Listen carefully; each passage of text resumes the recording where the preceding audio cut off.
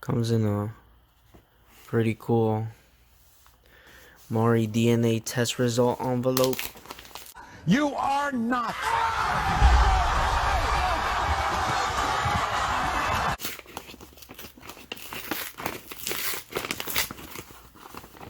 Let's see what we got.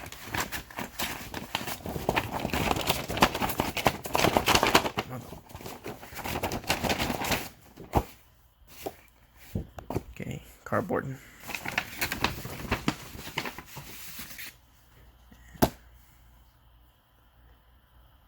That's pretty cool. Some instructions too. How to apply.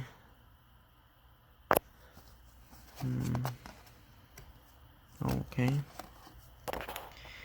Clean surface. Peel transfer tape from backing paper. Discard backing paper. Apply to surface. Use a credit card to gently smooth down the sticker from one side to the other. Remove transfer tape by starting in one corner, then slowly peeling the opposite corner. Done.